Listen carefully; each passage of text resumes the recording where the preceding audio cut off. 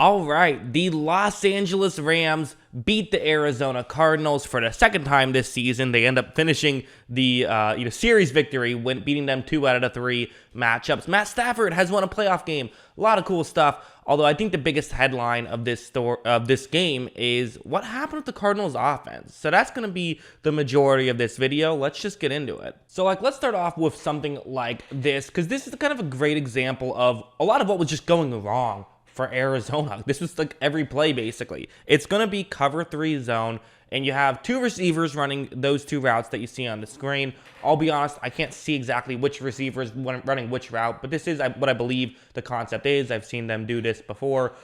It's either this or it's flipped, but it's the same idea, where one receiver runs deep, hopefully takes the safety away, the other receiver runs over the middle. Now, you might be wondering, what are the other 3 eligible receivers doing on this play? They are not really doing much of anything. 2 are blocking, the other is running a check down route after blocking. Watch how. I'm going to pause it 3 seconds into the play. 3 seconds. Typically in football, you have to have made your decision by 3 seconds. You don't get too much more time than that in football, usually. Now, you notice there is kind of a check down to Kyler's right, which is towards the top of the screen, but that wasn't designed. That was just a tight end blocking, and there was no one to block, so he decided to look up and see maybe he can get the ball. But the real reason why I want to show this play is, okay, you have 2 guys running routes. The Rams can cover the stuff pretty easily, and at this point, they covered up the concept, and Kyler has nothing to do. He has to wait for the play to develop. It took him about 3 seconds to see if the play was going to develop or not, and now he's well into the play. He can't do anything else, and it's not open because there's good coverage by Los Angeles. As you see, there's going to be pressure. Kyler is going to go down for a sack,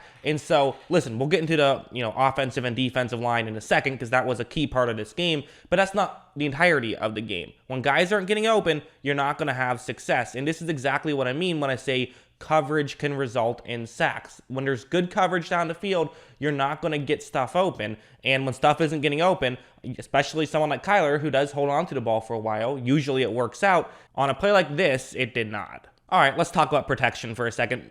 A lot of what the Rams love to do is just see how many one-on-one matchups they can get with Aaron Donald. They're going to do whatever they can to get Aaron Donald some one-on-one matchups. So what you're doing here is basically you have, you see how I have the 5 Arizona Cardinals offensive linemen blocking. You see that there's a double team on the Los Angeles player who is closest towards the top of the screen. This is the benefit of running this 3-4 defense as an edge rusher and who's in a 2-point stance towards the top of the screen. He's going to be playing coverage, but what this means now is that you have a tackle and guard double teaming an interior defensive lineman. Now you have 2 one-on-one matchups. One is Aaron Donald against the guard, which is just always a great one-on-one matchup. The other is you have another defensive lineman going up one-on-one against the center. Anytime a center has to block one-on-one, it's just a little more difficult. They have to get their hands up. You have that inherent advantage as a defensive lineman. So you have 2 good matchups for the Rams. Little stuff like this is how you can get things going. Watch how you're going to see an immediate pressure. In fact, 2 immediate pressures right there. Kyler has nothing to do.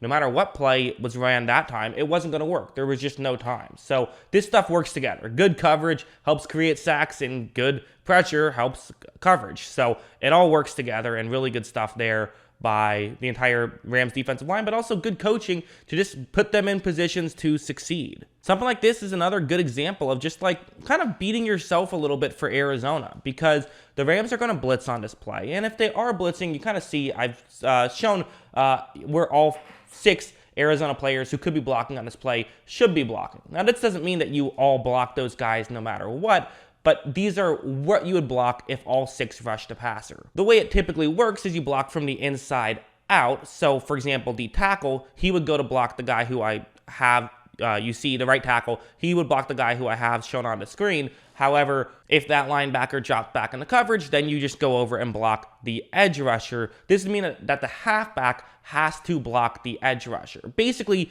you need a plan. If that linebacker is going to blitz, there needs to be somebody who's going to help, and I would assume it's the halfback. And you could blame Kyler for not letting his halfback know who he's supposed to block here, or you could just blame Edmonds for just not picking up this blitz.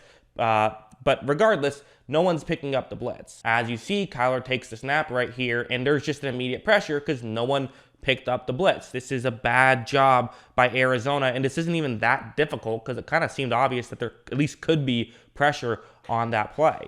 I also wanted to highlight this play because you see down the field, there are multiple players who are open on this play. So had Kyler looked over there, he could have potentially made this work, and you could have gotten a decent chunk play there. Instead, Kyler actually throws it, a dangerous pass there. That one easily could have been intercepted right there. So you could blame Kyler if you want to, but at the same time, like, you got to find a way to pick up that blitz, and all this stuff works together. And in the little things, if you don't have this down come postseason time, another team will expose you. I mean, there's no bad teams here. There's teams that know your each and every weakness that you have, especially when you're playing for the third time, and the Rams were able to exploit it. And it doesn't help when you have stuff like this where you're already struggling to get stuff going. Then this is going to be a tip pass that results in an interception. So, I already made a whole video breaking down the interception for a touchdown. That was like a 3-yard interception. But also stuff like this, when you're already struggling to get stuff going and now you have fluky plays going against you, that just adds to it and makes things that much more difficult for Arizona. And of course, I gotta break down the Odell Beckham Jr.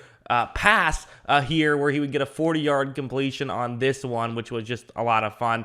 It's something he's done before. I remember him doing this with the Giants to Saquon Barkley. It's a simple concept, and I like this kind of stuff. I think it's smart, where what you're doing is the Cardinals play a lot of cover 3 zone. They're playing cover 3 zone here, and this concept itself can work against cover 3 regardless, where the tight end is going to run a deeper route, then gets over the middle, and typically the deep corner on that side of the field will follow the tight end, as he's the only eligible receiver on that side of the field. However, the halfback then kind of follows him a little bit and is going to run deep towards the sideline, and typically the way that you defend this is a linebacker reads this, picks it up, and covers the halfback. So it can get you a mismatch, and this stuff can work, but the pass back to Odell makes it work a lot better, because watch how when Stafford does throw it back to Odell, you see right here, I've circled the linebacker in black for Arizona that would typically be covering the halfback, and he's moved so far in because he's assuming Odell's going to run at the football since the ball was thrown to him. That's a safe assumption to make.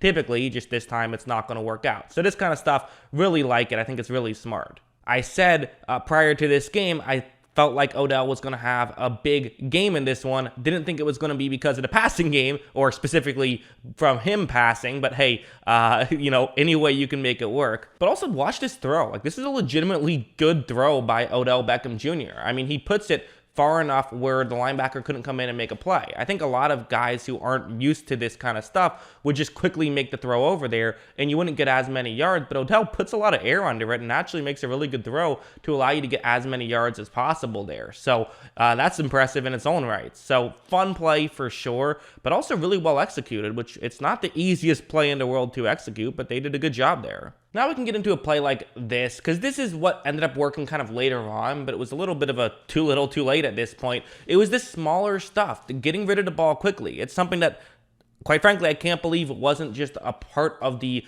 thought process of Arizona, of like, hey, this might be something we have to do, is find ways to get rid of the ball quickly, work this underneath stuff. I know they have gotten explosives against like this quarters coverage in the past, but I think they were too one-dimensional in their offense. They weren't prepared for if that wasn't working. They needed to make adjustments. They did, but too little too late. Like the way that this works, you just have the receiver who's lined up to your left kind of run out, and it's essentially a pick play. This can work against man or zone. Watch what happens. Tyler's going to take the snap right here, and you see when he gets rid of the football, you could even argue, I paused it right here, you could argue there's a little bit of early contact, but regardless, these don't get called too often if we're being honest, and these are just the types of plays that Arizona should have been running more earlier. Look, as you see, it does kind of work, but like I said, too little, too late. If they do this stuff earlier, do they win? That's hard to say, but, who knows what happens. But they certainly would have had a better chance and would have maybe converted a third down. I don't know. But yeah, that's kind of what I thought about this game. Good for LA. They played the Buccaneers, who they've beaten earlier this season and beat last season. So a matchup might favor them.